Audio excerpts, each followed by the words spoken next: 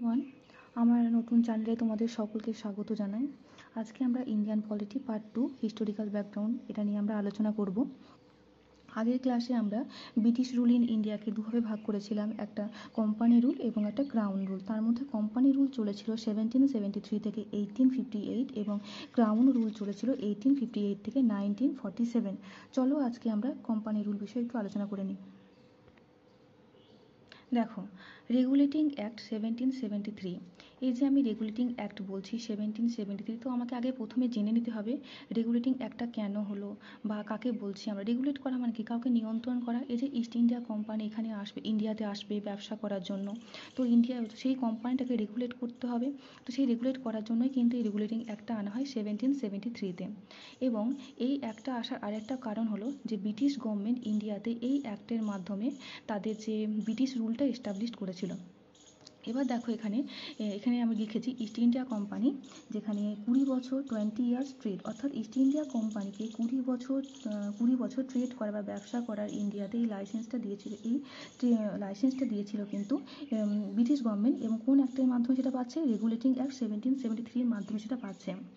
দেখো, লিখেছি এখানে আমি prohibition of bribes, gifts, present etcetera, অর্থাৎ প্রহিবিশন মানে নিষেধ করা, বারণ করা।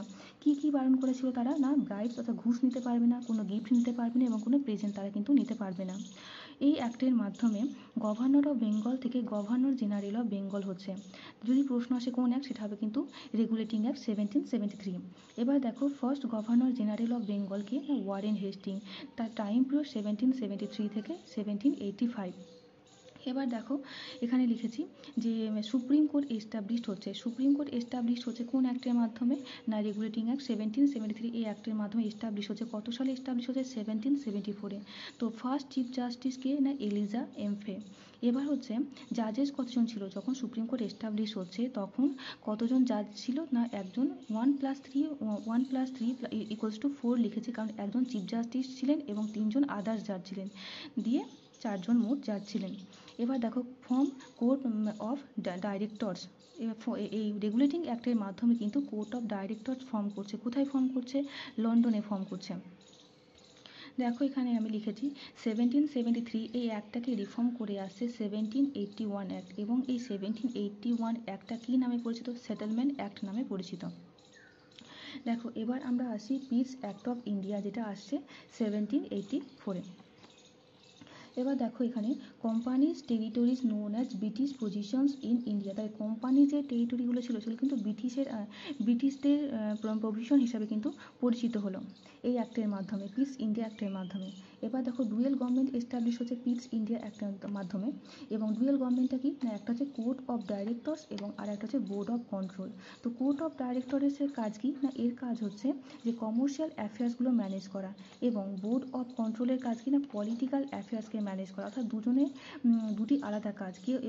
এই কোর্ট অফ ডাইরেক্টরস যারা, তারা কিন্তু বোর্ড অফ কন্ট্রোলের যে পলিটিক্যাল অ্যাফেয়ার্স তাতে নাক গলাবে না, এবং বোর্ডস অফ ডাইরেক্টর যে কাজ পলিটিক্যাল অ্যাফেয়ার্সকে ম্যানেজ করা, তারা কিন্তু এই কমার্শিয়াল অ্যাফেয়ার্সে নাক গলাবে না।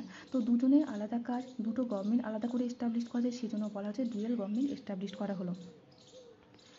এবার দেখো, এখানে লিখেছি the number of members in governor generals council reduce from 4 to 3, অর্থাৎ গভর্নর জেনারেল কাউন্সিলের যে মেম্বার ছিল, 4জন মেম্বার ছিল, সেই মেম্বারের সংখ্যা রিডিউস করে দেওয়া হচ্ছে, কমিয়ে দেওয়া হচ্ছে, 4জন থেকে কমিয়ে 3জন করে দেওয়া হচ্ছে। এটা কোন অ্যাক্টের মাধ্যমে করা হচ্ছে? পিস অ্যাক্ট অফ ইন্ডিয়া 1784-এর মাধ্যমে করা হচ্ছে। চলো আজকে এই পর্যন্তই, ধন্যবাদ।